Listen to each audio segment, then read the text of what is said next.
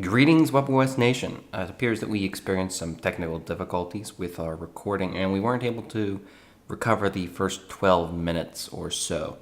So we're just going to dump you right in and pick up right where the recording actually is halfway decent. So here goes.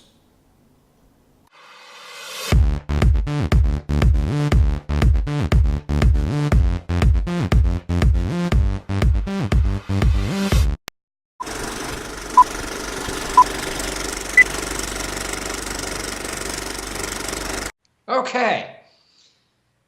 Picking up on the Touchpad Go. So speaking of WebOS 3.0.5, we were actually able to get our first look at 3.0.5 a little bit earlier than when the update actually hit, and that was through the Touchpad Go.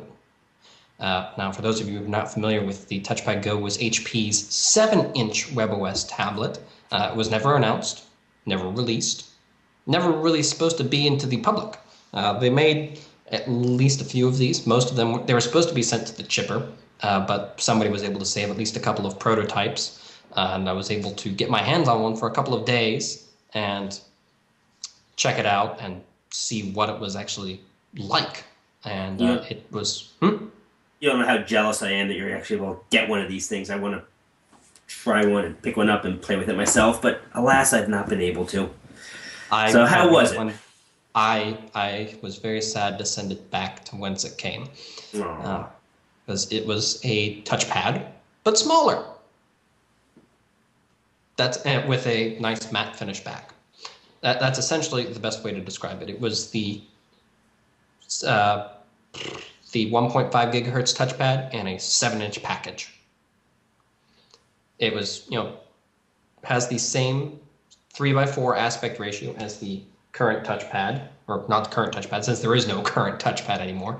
The touchpads that were released, and the same pixel density, 1024 by 768, but it's on a smaller 7-inch screen, which gives it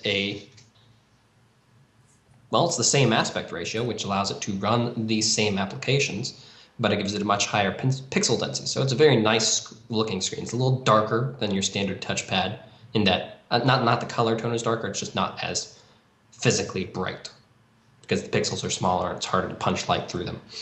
At least that's what I'm assuming. It has a matte finish back that's actually removable.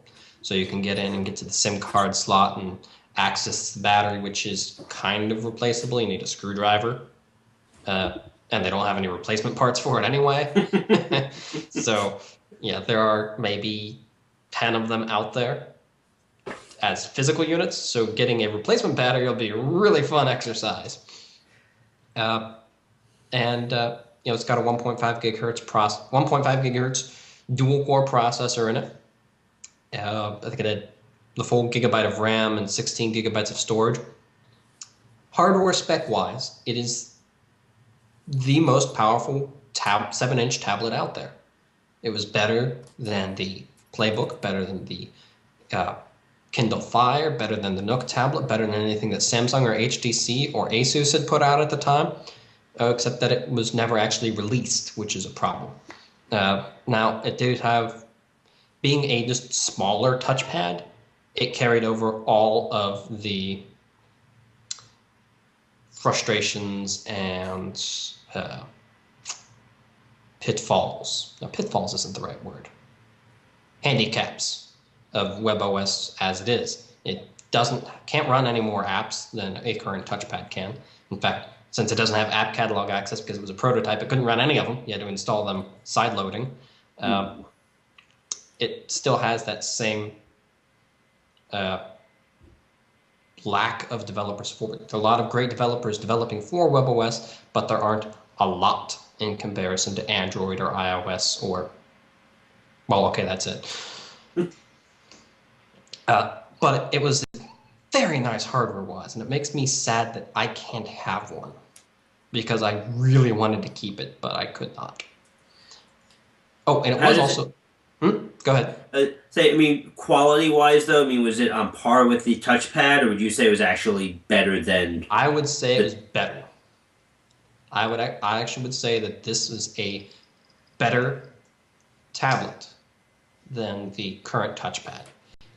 For its size, it's acceptable that it's just as thick as the 10-inch touchpad, but it's smaller, so it has less space in which to cram all that stuff, so it's acceptable that it's that thick. It's actually, at that size, just about as thick as the Kindle Fire or the BlackBerry Playbook, or the Nook Color, Nook tablet. It's this they're all practically the same dimensions, except that this one, I like the way that this feels. Even though it has removable back, it felt more solid than either of my touchpads feel, which is saying something that, since it's removable. Plus, it was a matte finish back, so it just felt great. The Go actually has 2 cameras, as the same pitiful front-facing camera that you have on the current touchpad, and on the back it has a 5-megapixel camera that is equally pitiful. But it's a camera on a tablet. They're all pitiful. I actually don't. I've been reading all of the reviews of the 5,000 Android tablets that have been released in the past week. All their cameras suck, so that's no surprise. It does kind of bother me that nobody can seem to put good cameras in tablets. Because I think the 7-inch tablet, that form factor, it's substantially larger than like a DSLR, but having a good quality camera in that, taking a 10-inch touchpad and tablet and trying to use that to take pictures looks silly, but a 7-inch tablet isn't so bad, and it's manageable. And it's not going to wear your arms out holding it up like this all day. God, I miss that thing.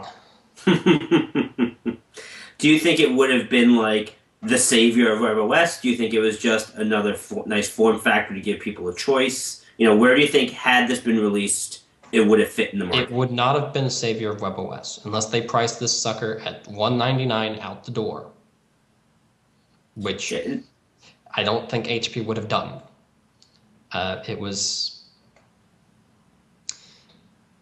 It still has all the shortcomings of WebOS on the touchpad. None of that is solved in 3.0.5 or by the touchpad Go, except that it's not as heavy, but that's because it's smaller. There's a market for it. There are people who say, I want a smaller touchpad. But I think the bigger problem was more, developer support and advertising. And that's not solved by just having a smaller version of the same device. I remember some of our early posts about the Go, that was supposed to come with like a navigation system included. Did you see any of that on there? That was not on there in what I had, but it's possible that, it wasn't even complete software yet. The camera app, you had a little button to flip between the front and back cameras.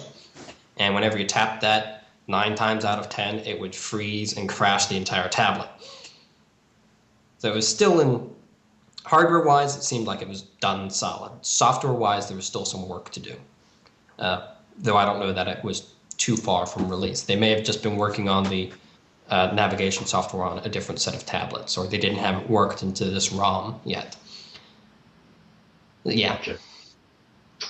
Speaking of ROMs, something interesting has been happening with the touchpad. Now, you remember the whole $99 touchpad thing when that all happened.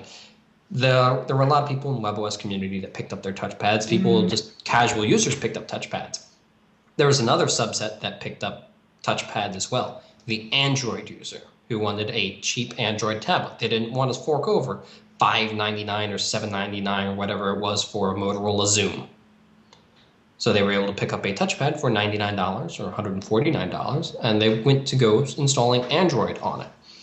Now, the first go at this came from the CyanogenMod group, and they put out CyanogenMod 7, which was Android 2.3 Gingerbread, which they've done a lot of tweaks to make it good on tablets, but it's not great.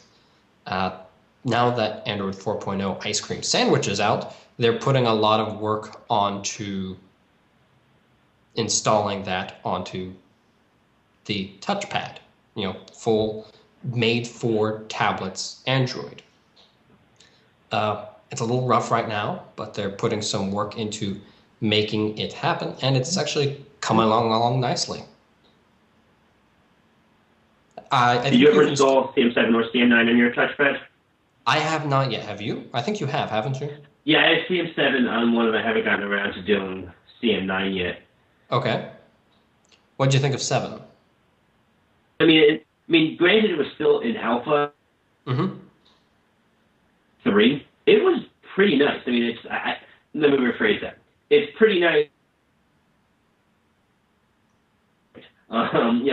It loads up great. You have the dual boot option. I have a bunch of things that might force close, and my Wi-Fi doesn't always work and whatnot. But Android app catalog, I can just dual boot right back to WebOS, and that's where I spend 99% of my time. But it's nice to have whether my Carbonite or an iFi or my Optimum, it's whatever app I want. A minute to boot out, get what you need, and then you come right back in and you have all your WebOS goodness. So, and I'm really curious to check out CM9. I just haven't had a chance to back everything up and really redo it. Yeah, well, it's interesting. It's being able to install Android on touchpads, especially that you can dual boot it. It does open up that world of having access to all these Android apps, being able to actually install a Netflix app on your touchpad and watch Netflix on it, which you just can't do because there is no touchpad app Netflix app for WebOS at all. And there's no indication that there will be anytime soon because they don't have any devices. That's part of the problem with where we are right now in this desert. I thought we got out of the desert. We haven't left the desert in 5 years. I know. It's sad. We've hit a couple of oases along the way, some bigger than others. We thought we were getting somewhere, and then hey, look, that's just another sand dune. Welcome to the Desert Cast, folks. But we have somebody new to lead us through this desert. And his name is Bill Vecht, I think. Veghte. Vecht. I'm not really sure how you pronounce his last name. I haven't been able to find a recording of it anywhere. So, Bill, he is the new Chief Strategy Officer at HP, and he is leading the WebOS Open Source Initiative in addition to his roles as CSO and Senior VP of Software. And he's essentially taking over for, what was his name? Shane Robison, who was the former Chief Strategy Officer, which his role was vanished when he retired and recreated for Mr. Vate. And he actually brings a good amount of experience in software development to WebOS. He spent 20 years at Microsoft, leading Windows 98, Windows CE 3.0, Server 2003, and Windows 7 development. He wasn't involved in the debacles of Windows ME and Vista. This is a man who was leading and deeply involved in a lot of the successes that Microsoft has had over the years. And he's been at HP for a couple of years now, and now he's leading WebOS. It's not going to be, he's more guiding it, I should say. How many different people have we had at the reign of WebOS since HP purchased them? Okay, well, we had Jon Rubinstein, DeWitt, Shane Robison, kind of, sort of, and now Bill. Four CEOs, 4 WebOS Four leaders. CEOs, 4 heads of WebOS. Yeah, it's been interesting. Speaking of CEOs and heads of WebOS, Jon Rubinstein has left HP. Jon was originally he's brought on as chairman of Palm way back in 2007. led the development of WebOS in the came on as full-time CEO in 2009. In 2010, purchased by HP, where he became Senior Vice President, Manager of WebOS Global Business Unit. And then after a year of that, moved on to being the Product Innovation Senior Vice President for the Personal Systems Unit. God, HP is just a divisions and groups and organizational spaghetti plate. But he essentially... Welcome to life in a big corporation. I know. He has now left HP. I did this about a week ago now. Actually, yes, 1 week ago today. Last Friday, he retired from HP. Turns out he's actually been gone from HP for a while. Pretty much as soon as good old Leo Apotheker pulled the plug on HP devices, he's like, screw this, I'm leaving. Except he's Jon Rubinstein, so he wouldn't say anything like that because he's a nice, congenial guy who doesn't want to step on any toes. But according to reports, he hasn't really been seen around HP's campus since that all went down. And when Josh Topolsky over at The Verge actually called him for an interview, he was already in Mexico, kicking back, sipping some margaritas. Back in that good old hammock where Ed Colligan pulled him out many years ago. And, John, we're going to miss you. You've done good stuff. We look forward to seeing whatever it is you're going to do next. Although I think, he even admitted himself that it seems like he doesn't want to be in that leadership role. He doesn't want to be the head honcho. Look, I imagine being CEO of Palm and trying to find somebody to take it over as the ship is sinking would burn anybody out. I know. It would have been a bumpy ride, huh? Yeah, he's had quite a bumpy ride, as he commented in the 19 months he was with HP. He had 4 different CEOs. One of them was an interim CEO, but that lasted for 3 months. So things just keep changing. And you know what? I gotta give Rubinstein some props. He's still using that veer,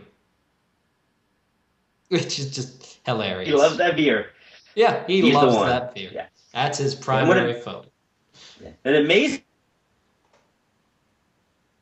how it sounded like the plan, so he says, was it out and then move on. I never heard that, never saw that anywhere. Just like, a bit further, even just to see, more products get out, but not just hey, let's get this one out and let's go. Yeah. But I guess that's what his plan was. Yep. Yeah, he that was part of the plan. He got it done and said, okay, I'm done being in charge of all this. Now he's retired and kicking back. But he's not the first person leaving. He's not going to be the last. In fact, Brian Hernacki, the chief architect of WebOS, has also left HP. Brian came on in 2009 as the chief security architect and became chief architect of WebOS in 2011.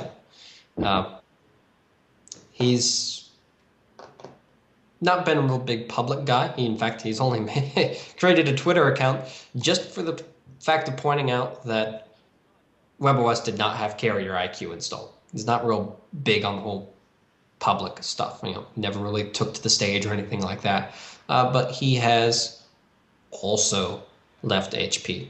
That's not necessarily that 1 or 2 people have left, but that people high up are leaving, and that means people below need to move up, which takes them out of the ranks of actually making things happen and instead are guiding things happening, which means then they have to bring in more talent on the bottom to fill things in, or bring people in up from the top who don't necessarily know what's going on to fill in the slots at the top.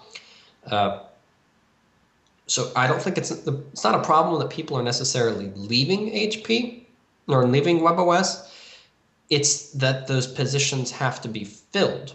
for things to happen. And either they're going to fill those positions with people from the outside who don't know, in which case they have to be brought up to speed, or they're going to bring people up and fill in positions at the bottom with people who don't know what's going on and have to be brought up to speed. And when you're a company and a product and an OS in transition, doing these constant employee changes and rank shuffling and everything, just it doesn't necessarily engender a good functioning product. Though I'm sure I'm hoping Open WebOS will turn out okay, but they've got a lot of work to make that happen. But at least the CEO. No, obviously, I say a lot of people have to. Sorry. Go ahead, Adam. Come up beyond it. Yep, I'm still here. Okay. So yeah, I mean, there's a lot of people who are still developers, people who've been here since the beginning, but upper ranks, are there anyone left from the pop?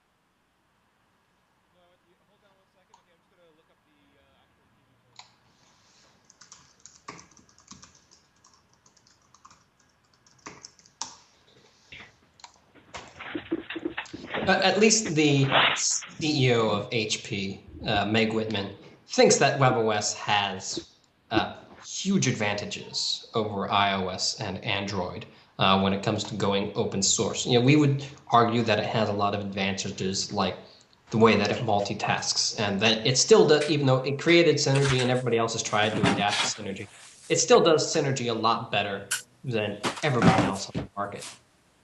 But in an interview recently, Meg talked about WebOS, and she said that it has huge advantages, in my view, over iOS, which is a closed system, and Android, which is incredibly fragmented and may ultimately be more closed with Google's acquisition of Motorola Mobility.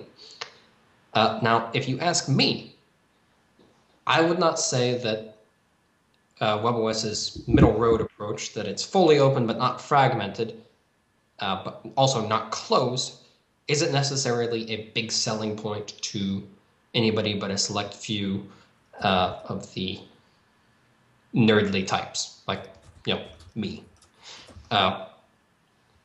People, the general customer base, isn't necessarily too concerned about how fragmented an OS is. You tell somebody, you pull somebody off the street and start yelling at them about how fragmented Android is. First, they're going to look at you weird because you're yelling at them, but then they're also going to look at you weird because you're yelling at them about something they just don't care about. Average person doesn't care about how closed iOS is. It has 5 billion apps available for it. They don't care how closed it is. It can do exactly what they want it to do. So I think, it's a selling point to developers saying that it's not fragmented. But to the end user, the people who have to buy the product, or the manufacturers who have to build the product on which to put this operating system, and let's be honest, that's the only way it's going to be successful, is if manufacturers put WebOS on their product. It'll be a fun niche product if nobody picks it up and it's just perpetuated by the WebOS community, but it won't achieve any modicum of actual success. So they need to better refine this pitch as to why somebody would want WebOS. Adam, how would you pitch WebOS? First, I would hope, is my microphone working? Yes. Okay. That'd be the first thing, make sure that actually somebody can hear me. The second thing I would do is, obviously look at what it does better than other people, but also why somebody would want to use it over, say, iOS or over, say, Android, because, it doesn't have the apps right now. It doesn't have a lot of stuff that, the other areas have, but it, as you said, it has, it has the multitasking, it has the synergy. I mean, you can try to push that, but to the normal person, they're going to be like, what does that mean? Like, why does that help me? I think you just have to show how you can utilize it, better than the other people. And I know I'm kind of babbling on here because, It's all right. quite frankly, I don't know. In fact, the one thing I would think is that what I thought HP was going to do was try to Yeah. push into the corporate space, was to try to take over where BlackBerry is losing, Mm-hmm. and just say I hate to say because I'm obviously came here from a from a consumer perspective, but try to ingrain yourself in these big corporations. Try to get just these devices in people's hands and show them why it's so good, and hopefully it will take off from there. But you almost just have to get out there and just say, from a person perspective, from people why they need it, and then from like, to a company who, I think is where you were asking me to begin with, to why a company should go and even release a WebOS device is just say, look at what's available, look at the patents, look at the fact that, HP and, Palm before them were never sued. Just try to point out, what you get from it. So anyway, not much of an answer because quite frankly, I'm almost at a loss. I don't know what HP does to try to sell this at the moment. Okay. How's that for an answer for you? You're honest. I'll give you points for that.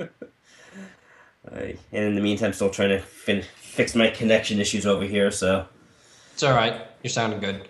yeah, that's good. Yeah. So we do at least have a roadmap going forward. I don't mean figuratively. We have an actual roadmap. Well, actually, it is technically a figurative roadmap. It's not a physical map with roads on it. But we have the timeline that we can look forward to over the next several months for the open sourcing of WebOS. January, and HP's put this out, and it's going to be essentially by the end of August, we can expect the fully open WebOS 1.0 be completely open sourced, which is kind of a big deal. But in the meantime, we're going to see things like Enyo 2.0, a switch to a Linux standard kernel, Aries 2.0, and all of the little bits and pieces along the way are going to be open sourced. HP is doing this in steps, and essentially the way that they're doing it is they're starting at the base. They already open sourced all of Enyo 1.0, and we'll touch on that in a minute. But they're also going in and they're going to be open sourcing all of the bits of WebOS, but starting with the kernel. Here is the base of WebOS, and they're switching to a Linux standard kernel, which means they can actually, once it's all put out, install it on practically anything. And all of the drivers and everything that are available to support that device, say if they exist for Linux, will work with WebOS. Of course, you still need the actual devices and you need the drivers, but it won't take a lot of effort to actually, get WebOS running on other devices as long as you have access to, the drivers. Kind of important. But that they're doing this means that they can install it on practically anything. Which is even a printer? I don't know if there are any Linux printers, but if it runs a compatible processor, absolutely! Woohoo! Woo! And it's being rebranded as Open WebOS, and they're resetting the version counter to 1.0.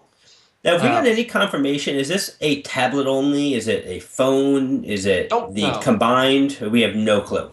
I don't know. If I had to guess, I would say has been designed with. They've been saying this since day one, but it was designed with resolution scalability in mind. They actually had a little bit of that in 3.0. If you went in and started hacking away at the emulator, you could make it work in 320 by 480 and get a little virtual keyboard that was properly sized and rearranged to thumb sized. So they've been working on that. And I'm pretty sure, if I had to take a guess, the original plan was actually going to be something like the path that Android has taken. We've made it up to WebOS 2.2.4 on our handhelds and WebOS 3.0.5 on tablets. I think WebOS 4.0 It's going to be the ice cream sandwich of WebOS. It was going to unify the phones and the tablets as running the same version of the operating system and having access to all the same apps and all that jazz. And I think that, along with all of the open source modifications that they're making, is what OpenWebOS 1.0 is going to be. We still don't know exactly how much of the WebOS we know and love right now is going to be there. I assume it's going to be multitasking cards and have the basis for Synergy built in.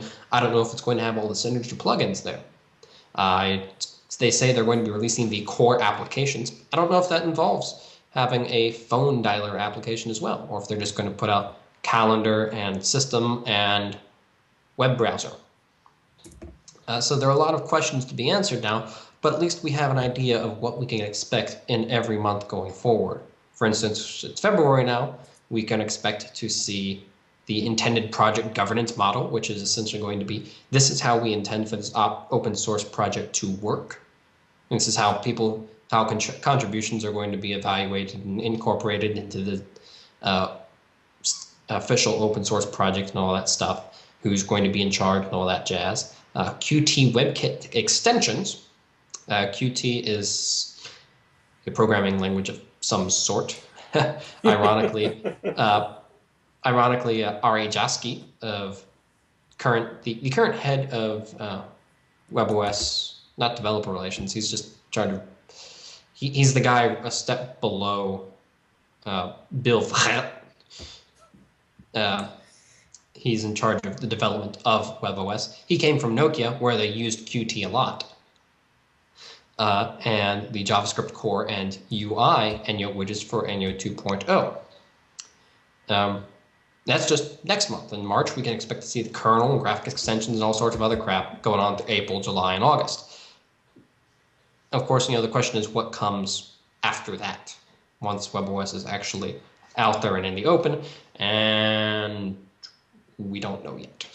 Yeah, what I'm hoping with this governance model that we're talking about for February, is also going to give us a view of how involved HP is going to be. Is it going to be like the Android model where Google develops it and then releases it out in the open, or is it going to be more the kind of Mozilla Firefox model, which just everybody's just using it, updating it, and doing stuff, kind of just modifying the source. There's kind of not so much a one company kind of overall managing. And I know Rob Whitby, from WebOS Internals, I think he flew in a couple weeks ago and for a couple of days session with HP, and he was really excited about the direction. Not that he would give us any hints as to what that direction is. No, but he's excited about it. He's excited. There was, I think, a meeting a couple days ago where there was a bunch of the WebOS employees who were saying how excited they were. The first time in months that that they're really excited about the future. So I'm really curious to see, even though this governance model isn't a physical thing, it's not releasing Enyo, it's not releasing a new device. I'm hoping it's going to pave just a picture, or paint a picture of what this is going to look like going forward. Now, we can hope. What we are getting a good picture of is Enyo. We had a pretty good idea of what Enyo was all about on our touchpad and a little bit on Pre3 and other devices, in that it was a modular framework essentially for building WebKit-based applications for use on the touchpad and other WebOS devices. That was about it. Made for really cool sliding panel apps and all that stuff, and a lot of people described it as one of the best programming languages they'd ever worked with, which is, it warms the cockles of any WebOS lovers' hearts to know that the framework that nobody's using to write apps is the best. Mostly because it's that vicious cycle of apps beget users, beget sales, beget developers, beget apps. You need apps to get users, to get developers, to get sales, to get users, to get developers, to get sales. And HP it's a hard nut to crack on how to get around that problem. But HP has possibly discovered a solution to that problem. They have fully open sourced all of Enyo 1.0, which allows, even in this current 1.0 state, allows for some actually very interesting things. Within an hour of the announcement, we had our first Enyo app installed or available in the Android market, which blew my mind. I And can, not only that, and I yeah. assume we're talking here about Paper Mache, which is Hmm. a great Instapaper client Yes, it is. or app. The amazing is it's not that it showed up in Android. It looks exactly like Paper Mache from the touchpad Hmm. on Paper Mache on an Android tablet Wow. and or an Android phone. I mean, it looked exactly alike with a couple of small minor tweaks of, you have to use the menu button to get to the menu, but it was basically it. I mean, it was paper mache ported to Android in a matter of days. That And it is fantastic. it just so happened later that night I was at the New York City WebOS developer meetup, Mhm. sitting next to Ryan Watkins, the developer of Paper Mache, and we were talking a lot about it. And he was saying it took him a week, but that was kind of at night and doing stuff. But he said if he had sat down, he said it probably would take him like a day to port his existing code, which thousands and thousands of lines of JavaScript code Yeah. over to Android. He said the hardest part, which probably took at least half the time, was just learning how to use PhoneGap, downloading the Android SDK, learning how it all fits in, and then it was just a couple of dozen lines to get it to work in its initial state. There's 1.0 Hmm. state in Android. I mean, it wasn't optimized. It still needed some tweaks, and there were a couple of things it couldn't do. But I mean, for essentially a few hours worth of work to get an app working pretty well on Android, they have something there. And I know Yeah. James Harris from Flashcards, did the same thing, but he went one step further. He went on to iOS. I think he did the Chrome App Store. I mean, a couple of bunch of different places. Yeah. He made his flashcards app available to the internet. You go to flashcards to go, I think it is, flashcardstogo.com, and you can use the flashcards app, the exact same app practically that you use on the touchpad in your browser, which is mind-blowing. And then you can take it because Android and iOS both support web apps. You can package that up as an app for iOS or an app for Android, and people can download it from those stores and use it on their device. And the nice thing about flashcards, the flashcards ecosystem, is it all syncs back to their servers. And Paper Mache, it actually syncs between devices as well. Your reading position in any of these Instapaper articles. Uh, and I'm really excited about all of this because developers are going to be able to develop once using Enyo, the WebOS language, and be able to deploy their apps across multiple ecosystems with little modification to actually make it work between Android and iOS and WebOS and the web. Uh, and if HP can make that pitch to developers to learn how to code in Enyo, and then you only have to code once and deploy everywhere, that could be a very big boon for WebOS. Because it's like, oh, what the hell? I'll throw it into the WebOS app catalog too. What's it going to cost me? Nothing, actually, because there are no developer fees. Hey. See, and that's the piece though right there that kind of concerns me is you have to hope though that they throw it in the WebOS app catalog too. I mean, Mm-hmm. they said it's such a great device such program to code in, and it looks nice, and the sliding panes are great. But I'm hoping that these developers are going to say, hey, let's take it. Great, here's my Android app, and you know what? I don't want to deal with the WebOS support emails. I don't want to deal with having to figure out the few dozen codes to make it work on the touchpad. I don't care about WebOS. I'm just going to use the code and deploy it on Android. That's the one True. thing which I hope we don't see, but I'm afraid we will. I don't know. Because a lot of developers, they were holding off on developing for Android for a long time. If they were iOS developers, not because of the uh, because of the work to payoff ratio.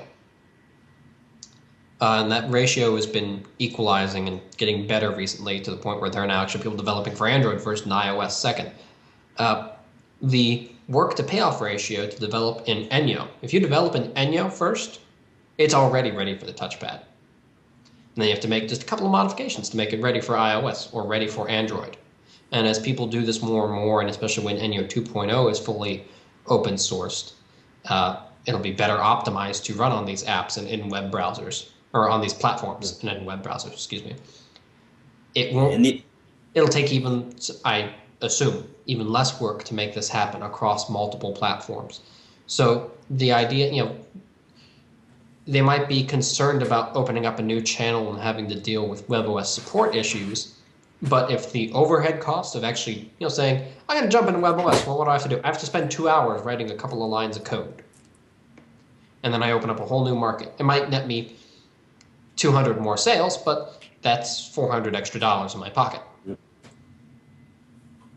Here's hope. Yeah, and what's interesting with Enyo 2.0, because I guess there's a lot of there's a lot of code out there for 2.0, but there's no UI elements. Is what Ryan and I and a couple of the other developers are talking about is is Enyo 2.0 going to help with kind of the skinning piece of it as well? So you still only code it once, but then there's the UI elements that make that paper mache app look like a iOS native app for iOS and look like a Android native app for Android. That's kind of we don't know what 2.0 really entails, but that was kind of one of the things that we were talking about, almost hoping, which would even help, I think, developers get out there and use this even more so if it makes it that much easier to look like a native app on those other platforms too. True. Although, I don't know if going for the native app look would be in the best interests of HP and Enyo. Because the whole end goal, HP creating a programming language that's open and free to all is great, but they're going to do this with the goal of furthering WebOS. Nobody makes a programming language. Okay, some people do make a programming language just to make a programming language. But companies like Apple and Google and HP and Microsoft don't make programming languages just for the heck of it. They make them to further their products. And HP's open sourcing of Enyo is with the intention later on down the line of actually furthering WebOS, of getting people to develop WebOS apps without knowing what they're doing. You don't actually have to develop it for a WebOS app. You can be developing for iOS and Android. What the heck? I made an WebOS app too. Ta-da! So the end goal in this is not necessarily to make things easier for developers. It's to make things more accessible for developers to make WebOS apps, which I am perfectly okay with.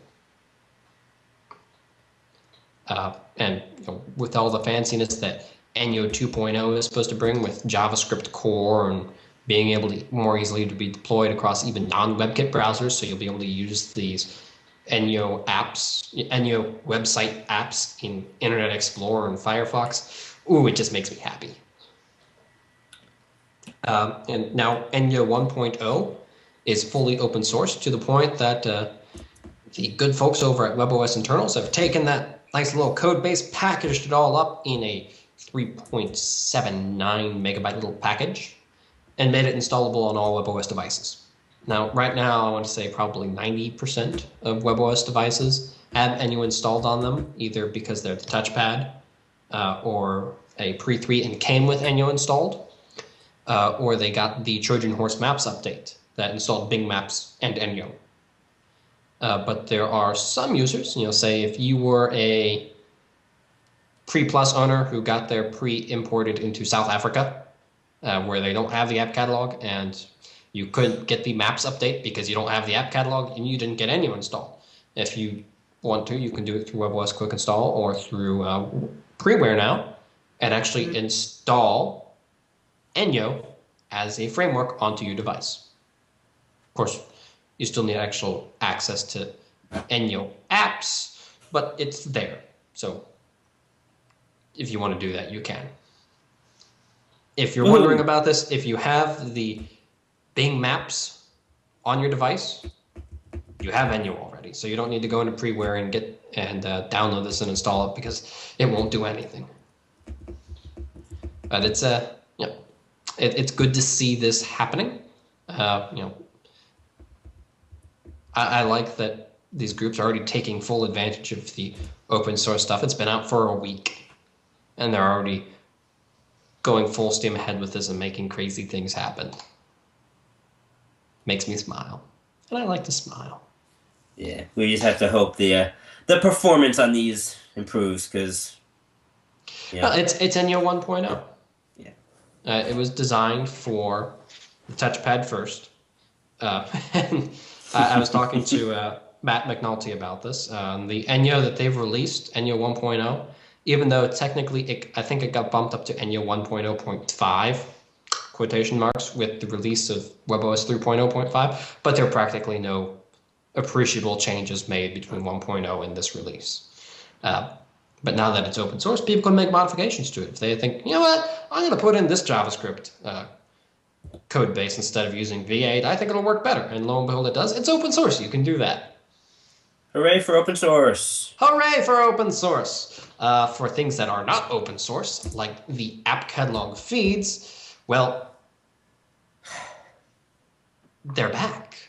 In a way. They are? Not really. Oh. But if you have freeware, you can make them come back through app Tuckerbox. Now, Adam, you touched on this, I think it was last podcast, actually. Yeah, a couple podcasts ago, yep. Yeah, about app Tuckerbox. Now, you want to explain this to people? What is Tuckerbox? So I believe Tuckerbox itself, the actual term is just an Australian term for like a lunchbox. But app Tuckerbox, as we know it, it's really a way that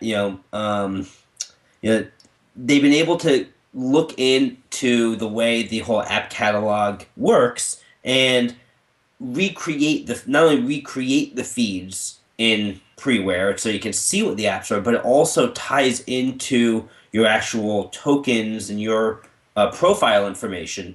So through freeware, you can actually go in and find any application that you've previously purchased or any free application, and that's also a big thing. So that means if you're in a geographic area that doesn't have paid or even just really any official app catalog access, you can still get any of the free apps for this, and you can install it directly through freeware.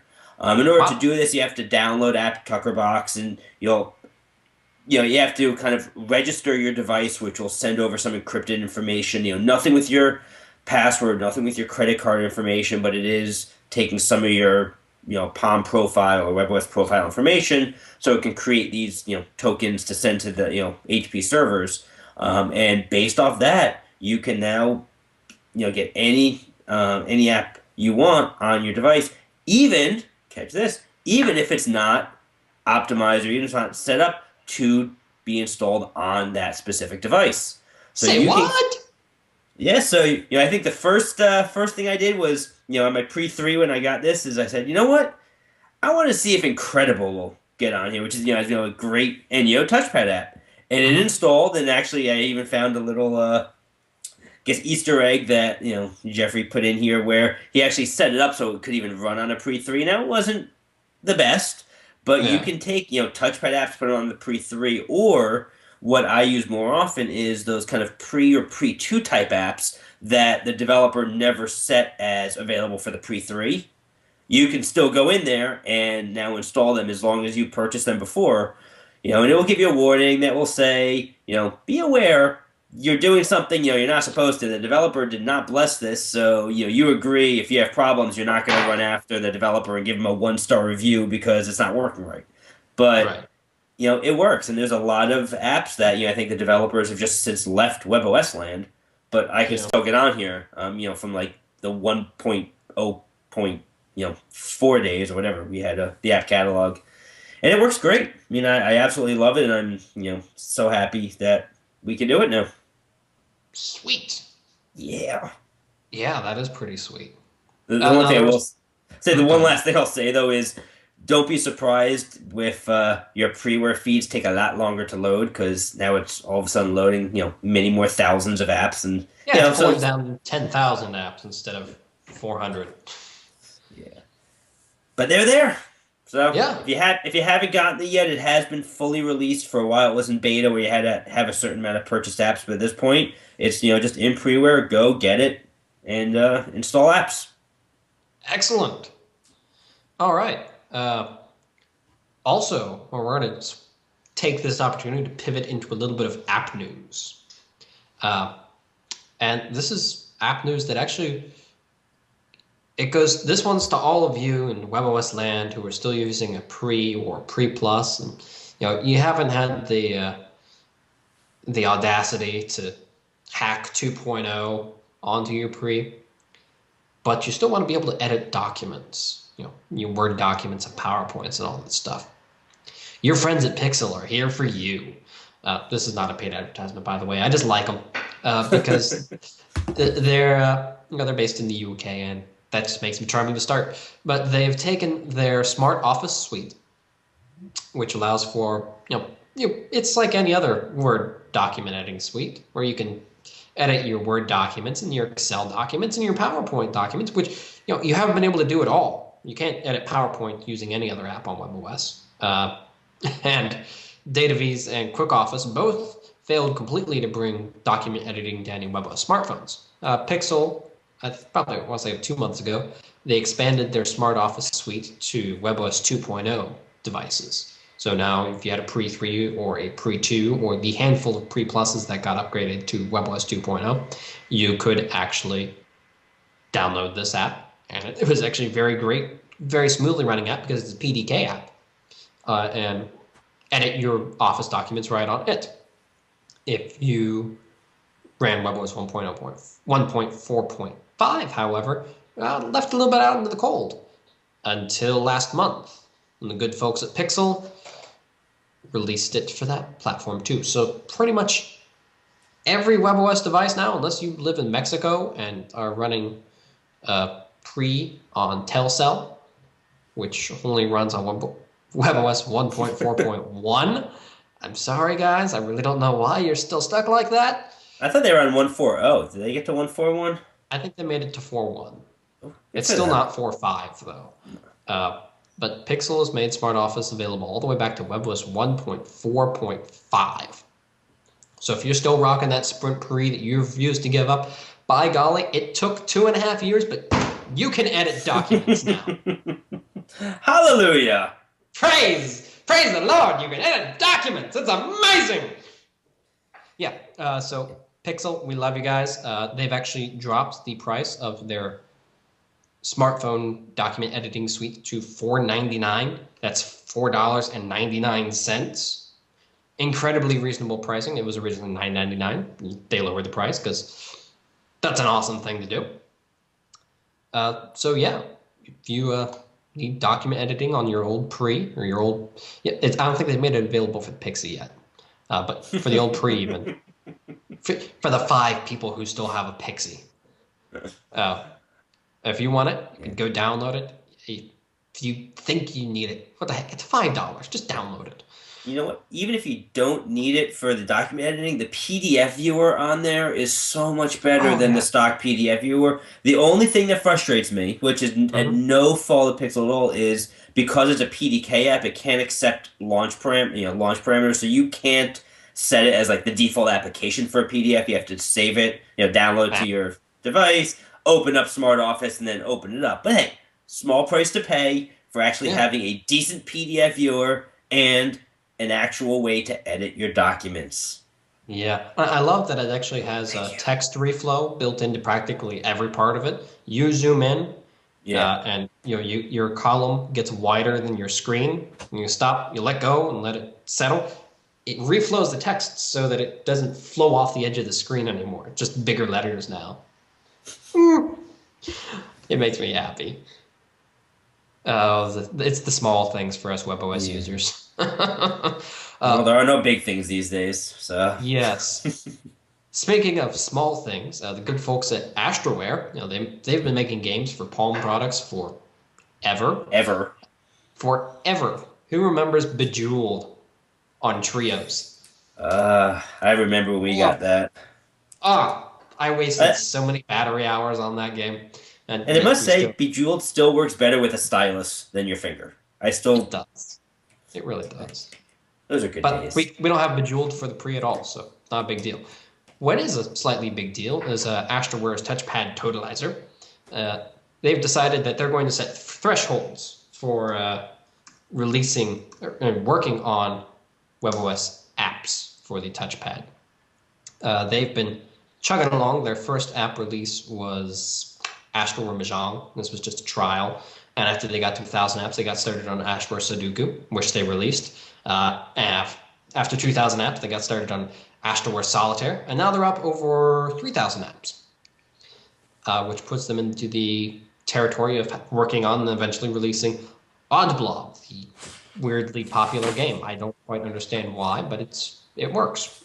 But, the fact that their threshold for this is worth it for us to release is, 3,000 sales of other apps is both, I like that they're setting the bar really low for the small WebOS community, but it's also a little depressing.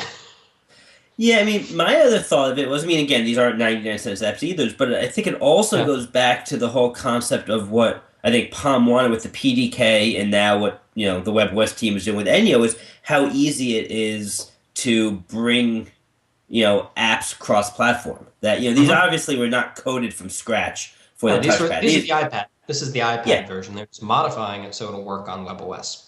right. So I mean, that was the whole premise of the PDK app is, hey, look, spend a day or two, start working, to port your app over here, and look, even if you sell 2 or 3 thousand at $4 or $5, you know what? That paid for that, couple It of made up days a or day's week of worth. developer time. Yeah. And you get goodwill from the WebOS community because we love Yes. that. Yeah. So currently, right now, having surpassed the 3,000 for Oddblob that they're now working on, they have sold 3,809 copies of Sudoku, Mahjong, Solitaire, and Odd. Well, I don't think they've released Oddblob yet. So just those three apps. Uh, with the next target, it looks like about 5,000 being for Astrowear Casino. Um, and I've downloaded Mahjong and Solitaire, and they are both heads and shoulders above all other Astrowear and Mahjong apps for the touchpad available. I've been looking for a good quality Solitaire app because that's my go-to time-killing app. Most because I like games that I can win easily, and one-card Klondike is so easy. Uh, and I haven't been able to find one that I really enjoyed playing until Astrowear Solitaire came out. It's not. It looks professional because they're Astrowear. They are professionals. This is what they do. They make apps for a living. It's what their company is all about. And I'm glad to see them. Even though WebOS is a platform at a standstill as far as what is available hardware-wise and software-wise. Right now, it's at a standstill, and things are going to pick up and get moving again for several months now. That they are willing to actually go out and say, you know what, we're probably not going to make a whole lot of money doing this. We're going to set some thresholds and get the community involved, and what the heck, we'll do it. Why not? It won't be a lot of work. I like it when companies are willing to do that. They're saying, we're not going to make a lot of money, but there's no reason not to. So kudos to you, Astrowear. Kudos to you, Pixel. You guys, you're good. You're good people. That's what you are. Thank you. Yes, thank you. One more app news thing to talk about. If you've been following any WebOS people on Twitter for a while, the past couple of months, you've probably seen a lot of people tweeting about and tweeting from an app called Project Macaw, which is a very strange sounding name for an app. Because a macaw is sort of that's like a parrot thing, isn't it? Like a toucan and a parrot. It's some kind of bird. That's It's all a I bird. know.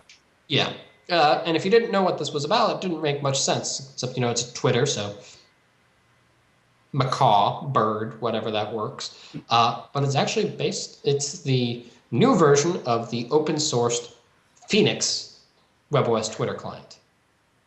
I don't know how we go from Phoenix, the bird rising, to a macaw, but whatever, It's, it works. it's still the But bird motif, so yeah, yeah, it fits in with the entire Twitter bird motif.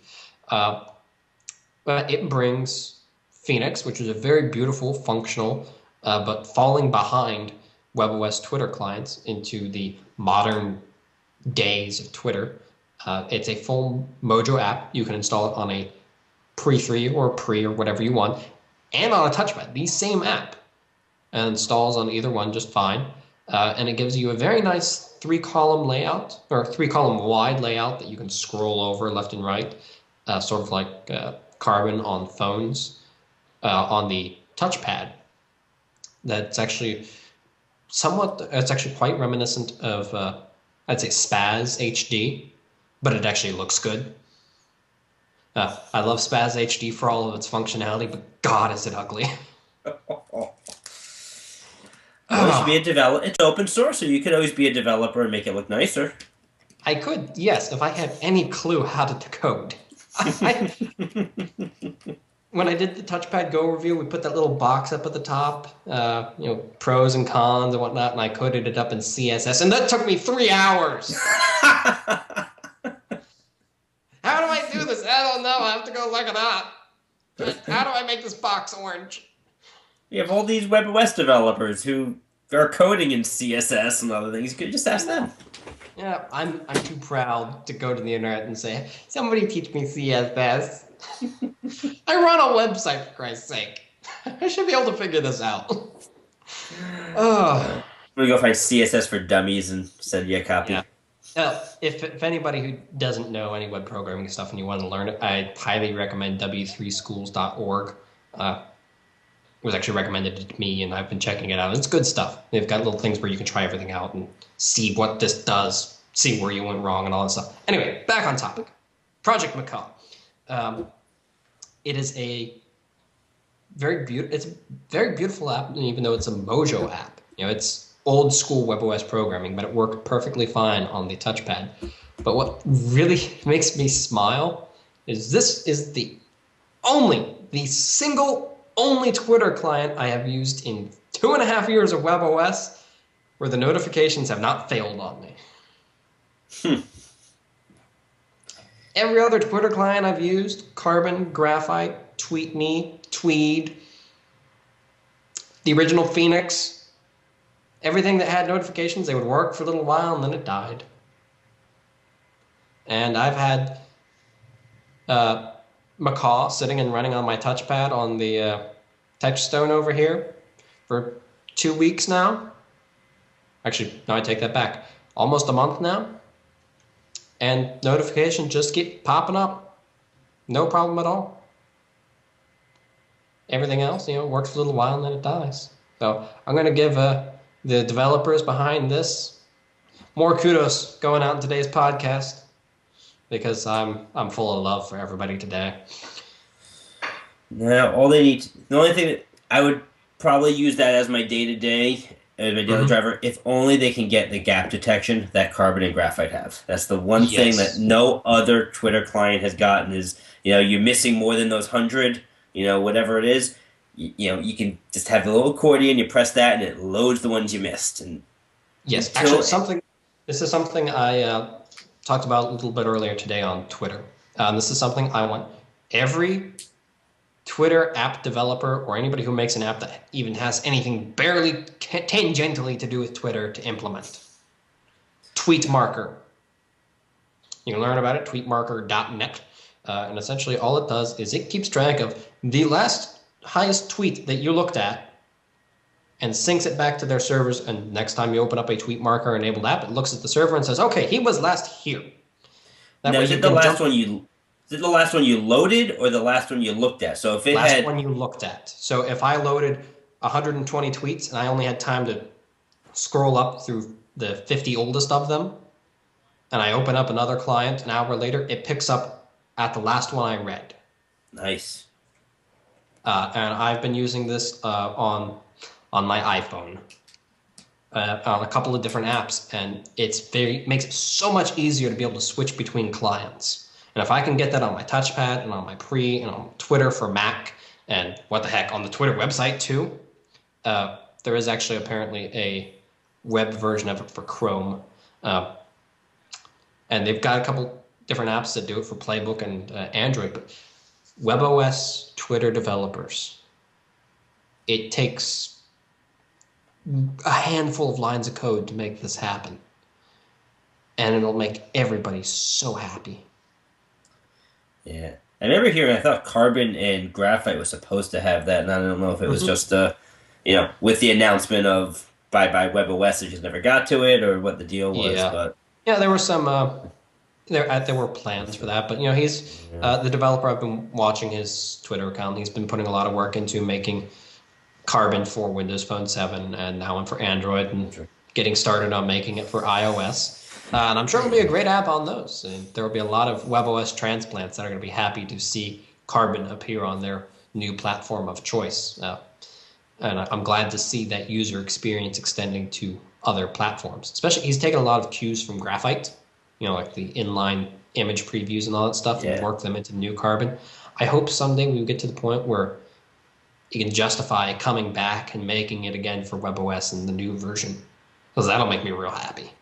But it's like anybody making apps for WebOS right now. It's not a big deal for a developer like Astroware, who they've got dozens of developers, to say, you know what? Hey, Bob, you're on WebOS for the next 2 weeks. Oh, what am I doing? Well, you're taking our PDK apps and throwing in 2 lines of code and pushing them out for WebOS. Oh, okay. Sorry? It's not a big deal for that. For when you're just a one-person developer team, I can dedicate my time to building an app for Android, or a platform that is huge and growing. Windows Phone 7, a growing platform, not huge, but has a dedicated, almost WebOS dedicated type user base to it, or iOS versus WebOS, which, though it has a roadmap, still has a questionable commercial future. I would go with developing for Android and iOS right now, especially with Enyo. You can develop for Enyo, but it takes work to do that when you can see, what the heck, I'm going to just develop straight for Android. I can take advantage of everything Android has to offer, and if I'm going to build an app as in-depth as Graphite is, or as in-depth as Carbon for Windows Phone or Android is looking, I'd want to program that in the native language. I can't say I blame them, but I hope that someday there's reason to come back to WebOS. I expect that someday there will be reason for him to come back to WebOS. Yeah. It's the same reason why if somebody asks me what phone to buy, unless you have a Pre 2 that you love WebOS and say, hey, pick up a Pre 3 on eBay, you can't recommend WebOS to a friend, just like developer. No. You can't expect developers to as well. So here's open WebOS 1.0, bring everybody back. New phones, new tablets, new developers, new apps. Here's open. Fingers are crossed. What is also crossed are my arms. I'm doing crunches because it is Fitness Month at Mobile Nations. Oh, yeah! We've decided that February, even though it's the shortest month, so maybe a tiny bit of a cop-out, is going to be Fitness Month for those of us at Mobile Nations. You listening, you can participate if you want. You don't have to. But, we recommend it. As I'm sure a lot of us made New Year's resolutions to get in shape and go to the gym and eat better and be happier and all that stuff. And January is come and gone, and we've done none of those things because life gets in the way. So we're publicly challenging ourselves and you, if you want to take February and actually dedicate yourselves to getting fit mentally and physically and emotionally and all that jazz. So we're throwing down the gauntlet, essentially, and saying, set a goal for yourself. I want to lose 10 pounds the next month, or I want to be able to run for 5 miles, or whatever it is you want to be able to do, something reasonable. And, go ahead and go to the pre-central, or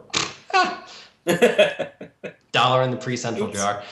Go ahead and go to the WebOS Nation forums, and you can set your goals and keep logging your progress. for everybody who's participating, once a week through the month of February, we are going to give away a touchpad touchstone. Those are pretty rare to come across these days. And at the end of the month, we're going to give away a grand prize to one of our participants for something even rarer, 32 gigabyte touchpad bundle, which comes with a touchstone, a case, and a Bluetooth keyboard. Can I win one of those? No. You already have 7. Shut up. Yeah. So, and if you get, healthier, run faster, be thinner, whatever it is you want in the process, that's fantastic too.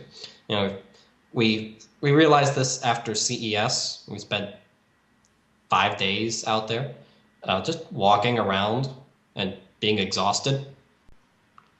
It's not a good thing. So we all collectively decided to, the editors-in-chiefs and writers from the other sites, that we needed to get ourselves in shape. That way CES 2013 doesn't literally kill us.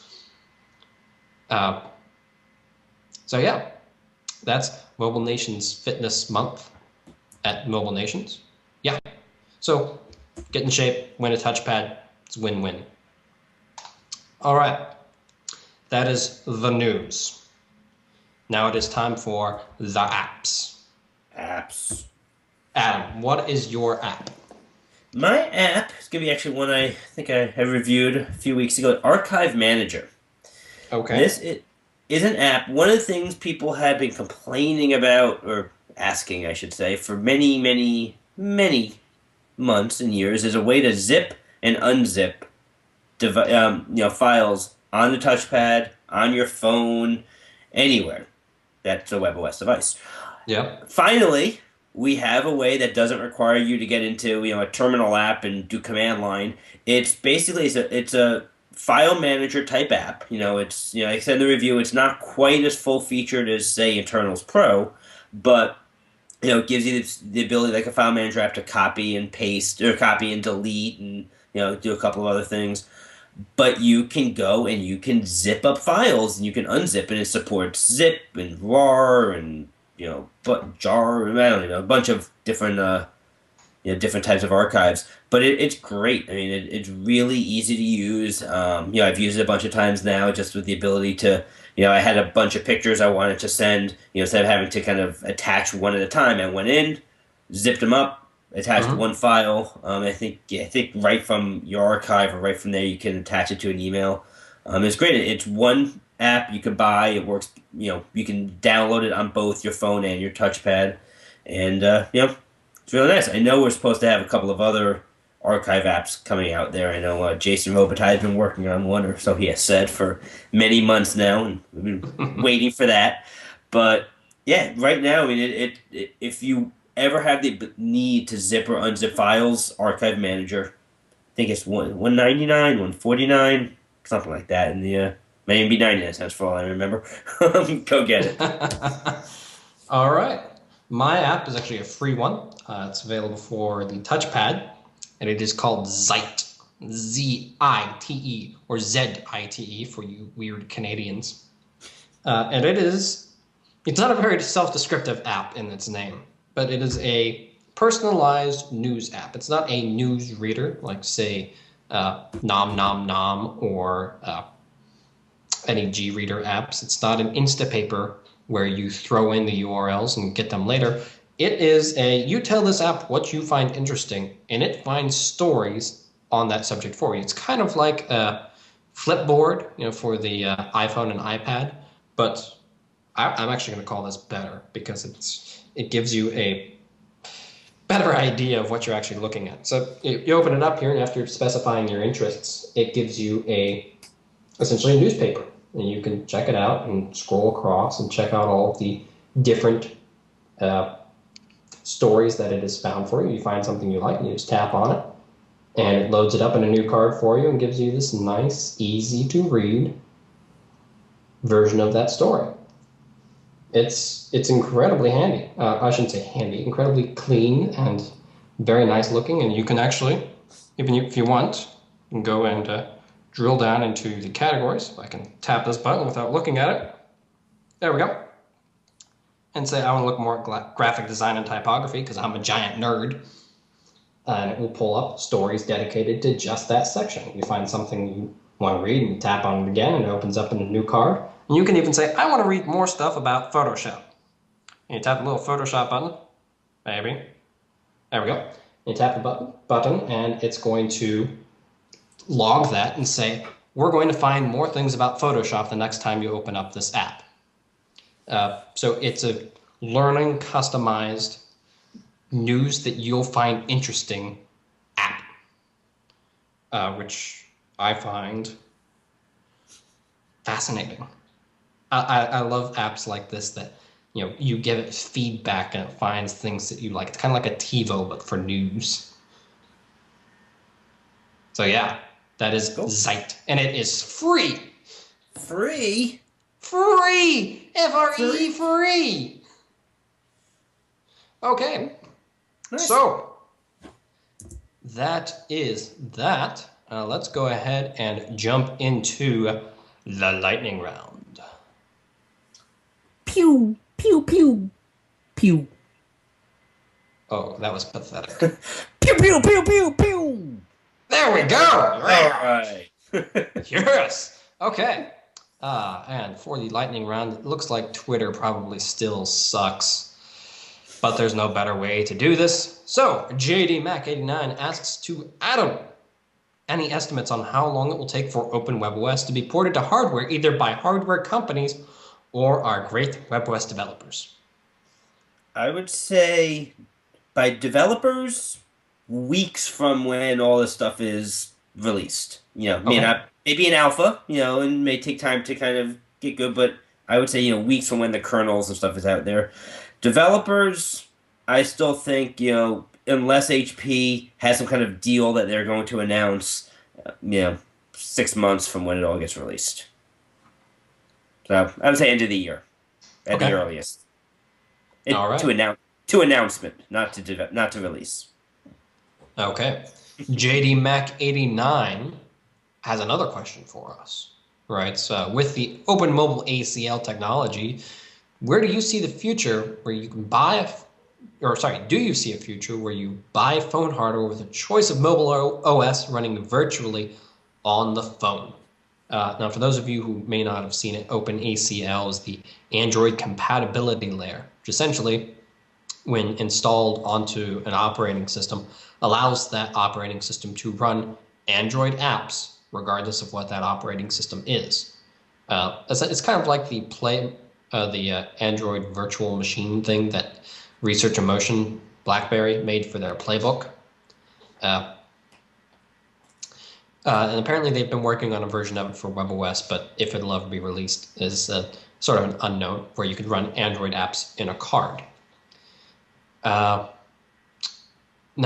I don't know if we're ever going to see that, released on everything. It's never going to be released for the iPhone. I can guarantee that.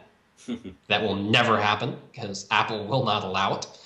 I don't know if we'll ever see it for WebOS, because we've already got Enyo, which is a fantastic programming language, and we've got the PDK. So you can run everything from the basic Enyo apps to more involved Enyo apps like Quick Office and Graphite, and all of the pretty much 90% of the WebOS apps. Zeit, that I just showed off, was made entirely in Enyo. Or you have the PDK apps, all the games and Quick Office, or games and smart offices and all that jazz. I don't know if there's really space for, spatial justification for going with an Android compatibility layer, if just for sheer volume of apps. And to be clear too, this isn't like an app that they can release in the app gallery. This is something that the OEMs would install kind of up front in their hardware that they're trying to sell, which also means we need an OEM to actually develop and sell WebOS hardware. Mm-hmm. Now, I don't see a future where you just buy hardware and install an operating system on it. We don't have that now with desktop computers. You can go buy components and build a computer and install what you want on it. But you can't just go buy, technically you can go buy a computer with nothing on it, but 99.999% of computers are not bought that way. And if you're going to install your own operating system on, you might as well just build it yourself. It's good for nerd cred. But aren't there ways to run, say, like Windows on the Mac? Right? It's Yeah. not necessarily built for that, but you can do it. Oh, I wonder if yeah. you're going to have a world where you have these type of emulators or virtual machines or virtual OSs or whatever.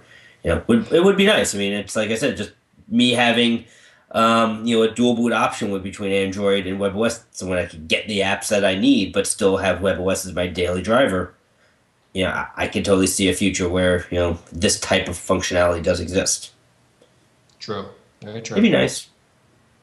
It would be nice. It would be. Panda Damage has a that would be nice type question, actually. Will other WebOS manufacturers also be allowed to utilize HP hardware features like Touchstone, Gesture Area, and Touch to Share? I don't know. I'm going to say Touchstone, seeing how many people have hacked that onto their own physical devices, is not part of the OS. The only part of the OS that is Touchstone is it recognizes when it's charging off Touchstone and kicks up Exhibition. Otherwise, it does nothing different. I can see Touchstone being an HP proprietary thing. They are open sourcing the software. They're keeping the hardware and all that guru jazz to themselves. Things like the Gesture Area and Touch to Share. Gesture Area is dead. I hate to say it, but it will not be present in Open WebOS 1.0.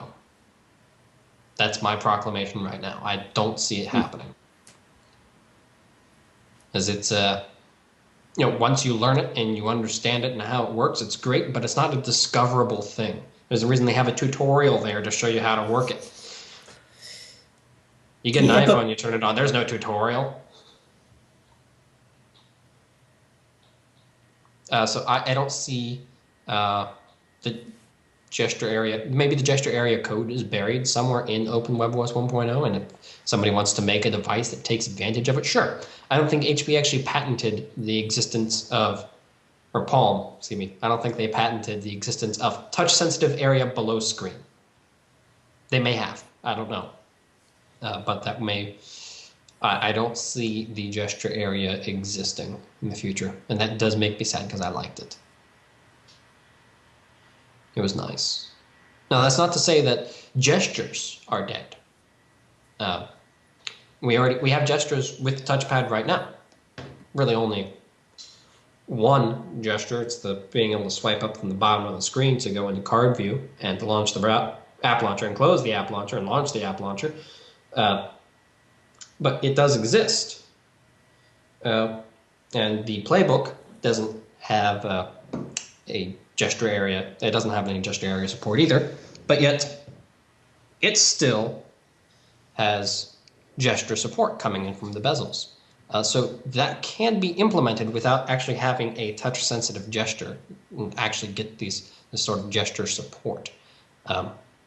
I don't know if HP is going to make that happen, but it's going to be open source. So if you want to make it happen, you can. Okay. Wow. Lightning round, huh? Lightning round, Boom.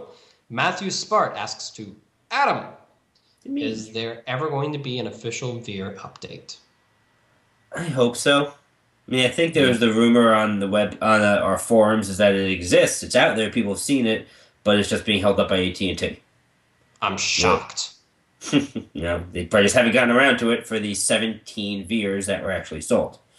Mm-hmm. But, I mean, it is kind of ironic that really the one phone that was actually released, in 2011, although granted, a few pre-3s were released out in Europe, but like the one phone that really did get a wide release has yet to see the update. Yeah. Well, the pre-3s that were released in Europe were all unlocked or not carrier affiliated. They were just unlocked phones. So, yeah, there was nothing to stop that. Yeah. Damn you, AT&T. But yeah, I think eventually it'll get there, or it'll be leaked or something. Who knows? But I think it's out there. Yeah. The Packwood actually had the same question, and we're sorry we can't give you a different answer. And Ninja Chechem, two H's. It's weird. Bless you. Excuse me. Asks, do you think OpenWebOS will be backported to run on older Palm phones like the Palm Pixie Plus? If the developers can make it happen, yes, it will. But I don't think anything's going to be backport to run on the Pixie. I think they're going to try. I don't know if it's actually going to be possible. Yeah, I mean, the only problem with the Pixie is that it had the ARM 6 instead of the ARM 7 processor. So they may not build, I guess it is all open source and whatnot, but it just, I don't know if they'll have... Maybe the standard Linux kernel has ARM 6 support. Maybe it does. Anyone Maybe in it our does. forums know? And I'll bet it'll install and it will run like crap. Just because you'll be able to install it doesn't mean you will want to. No. Because the Pixie, by the time you'll be able to do this, late 2012 smartphone will be woefully underpowered. OpenWebOS 1.0, I am certain is designed to run on dual-core hardware. And it will do okay on the Pre-2 and the Pre-3, with gigahertz and 1.4 gigahertz single core. It'll be okay. It'll be good on the touchpad. It'll be good on modern smartphones with dual-core processors and these quad-core tablets and all that stuff. It'll be fantastic. On the original Pre and the Pixie, I'm sure it's going to be a nightmare. It'll be an absolute nightmare trying to do that. And you'll be going, where is my WebOS doctor? I want to go back. But, maybe it won't be. Maybe HP's doing a lot of work to make sure that this runs on, old Nokia flip phones from 1992. I don't know. But yeah. So, yeah, that's what I think is going on with that.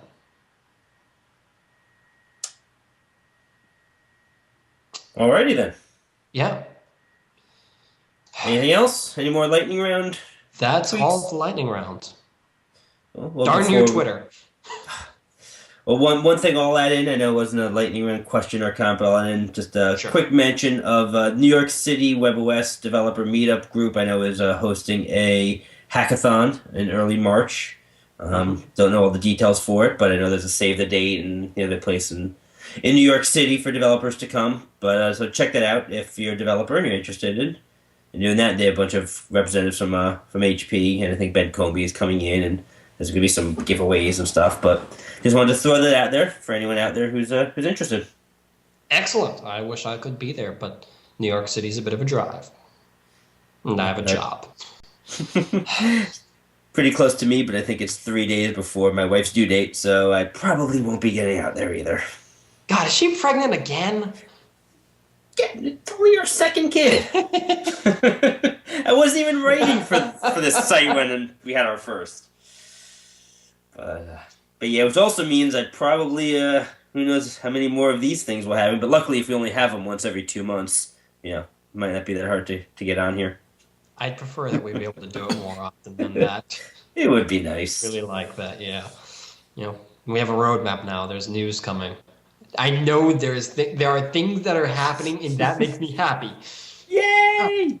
Yay! All right. Derek gets to write about things again. It's amazing. I'm not just making crap up.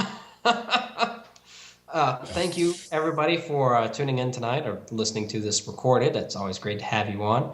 We do have to say the PalmCast Live is sponsored by the WebOS Nation Accessory Store. From cases to chargers and everything in between, the WebOS Nation Store is your one-stop shop for all of your WebOS needs. You can catch all of us on Twitter. Adam is AUDEMARS02. That's Adamars02. I am DKDSGN. You can catch us all doing our thing every day at WebOS Nation. You can also send us an email, podcast@webosnation.com, and we might just answer it here on the air. And as always, you can catch us doing our thing every day of the week on webosnation.com, your home for all things WebOS. Peace out. Good night.